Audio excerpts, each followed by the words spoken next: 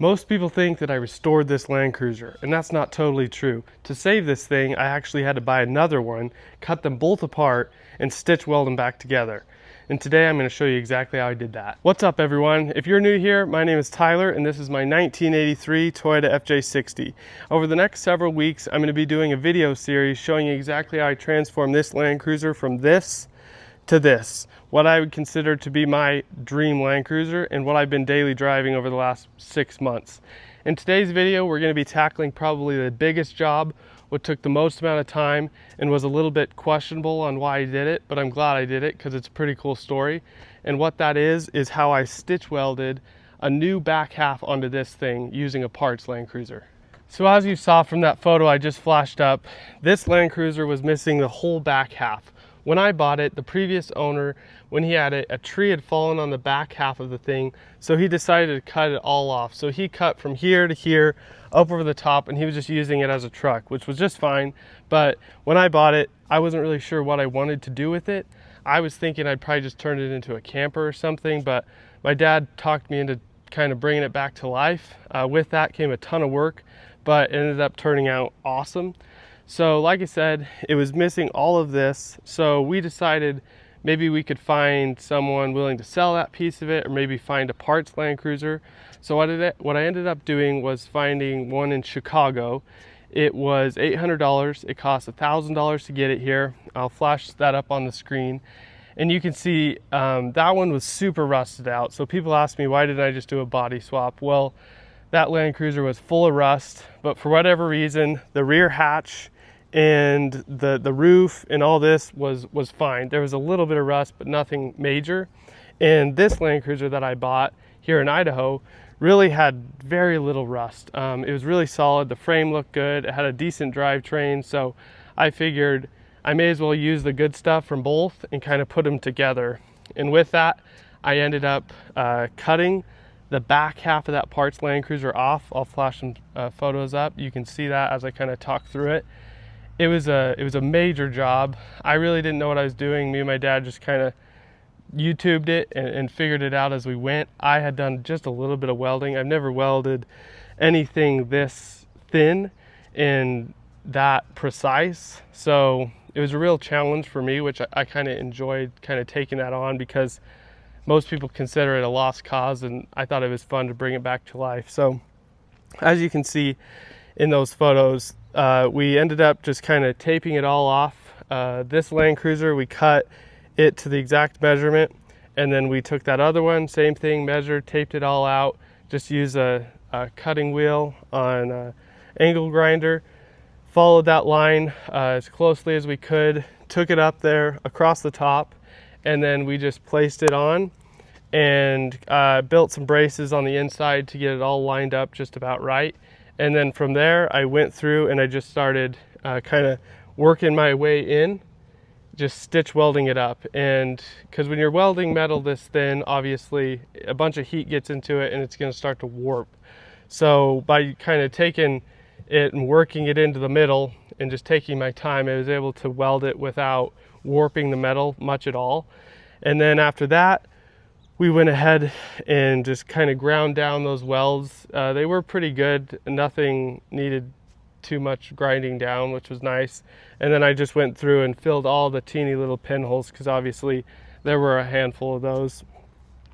Once we've got it all pretty smooth, after that we decided to go ahead and kind of start working the body lines, making sure everything looked straight and smooth and turned out good. So what I ended up doing was, we've got some Bondo in here obviously, but it's a very little amount of Bondo. A lot of people would think that there's a ton of Bondo in there to make it this straight, but we put in a ton of hours getting the metal as close as possible so that we didn't have a bunch of Bondo, because obviously that means I didn't do a good job and I wanted to make sure I did it right. So with that was a lot of time of body work, but not a lot of Bondo. So we laid down the Bondo all the way through here, sanded it all down, got it all smooth as we can, used like the graphite, put it in there just to kind of find all the low spots, all the imperfections, worked it as smooth as I can. And I'm going to go ahead and kind of grab the camera, that way I can show you exactly how straight it is, because it's hard to believe. So as I said, it obviously turned out pretty great. You can see just how straight it is. Obviously there's a few spots just from dust and fingerprints, but the weld, it goes all the way down through here, and then there's a weld that goes all the way through there. Not quite on that body line, just a little bit below it, but when you look straight down it, you really cannot tell. And we did all the body work, like I said, and we did all the paint ourselves. I'll show you this side. Same thing, straight as an arrow. Followed the same line to get that welded on there over the top. The roof isn't quite as pretty looking. That's about the only way I can prove that it had been done, is it's a little bit wavy up there, but nothing too crazy. That parts Land Cruiser was a total lifesaver. Like I said, it was pretty straight. You can see the photos. It just was totally rusted out. All the body panels on the lower half of the thing were rusted out and looked pretty bad. But the other thing that it had was almost all the interior I needed. So I'll show you the inside as well. Got the headliner out of that one. All the body panels that go in the back of it to make it look like it had always been there, because I was missing almost all the interior. When I bought this Land Cruiser, it was pretty roached. I mean, the guy was hard on the thing, which is fine because it was just a thing for bouncing around the hill, and he was using it to get lumber. So obviously it was just a workhorse. It had the 2F in it. I ended up putting an LS swap in it.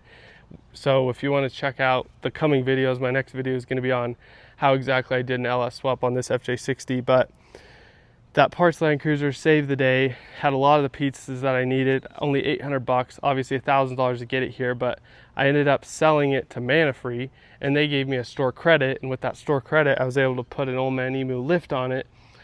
So it was a pretty win-win, and without that parts Land Cruiser, this thing would probably, I don't know if I would still own it, honestly, and if I did, it'd probably be pretty cool still. It'd probably be some kind of camper, but it wouldn't be as cool as it is today. So let me show you the inside real quick.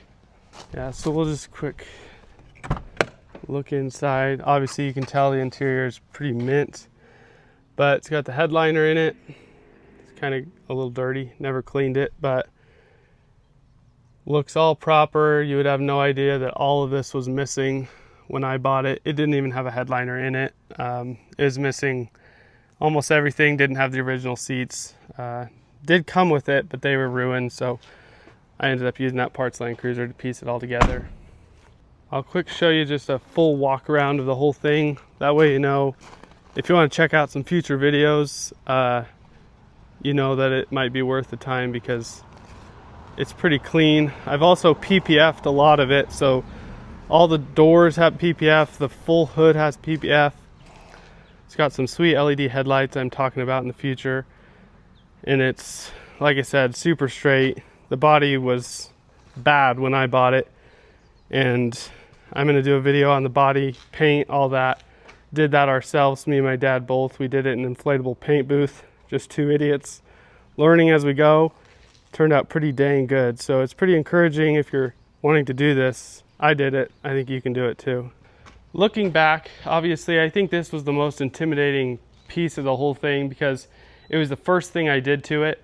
Fortunately, I didn't have a whole lot to lose. I paid $2,000 for this Land Cruiser, and like I said, $1,800 for the other one. And I felt like between the two of them, there was enough parts just to cover that cost. And I'm pretty determined.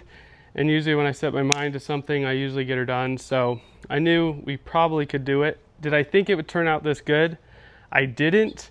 But did I think this many hours would go into it? No, because I wouldn't even know how many hours I spent between the stitch welds. I can't even remember it. I think I just erased that from my memory. But all the time welding it up, all the time getting the metal as straight as we could, just kind of, you know, massaging that metal to get it as straight as possible.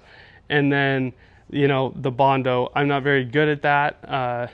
I had all the tools, none of the skill. So it took me probably 10 times longer than a professional.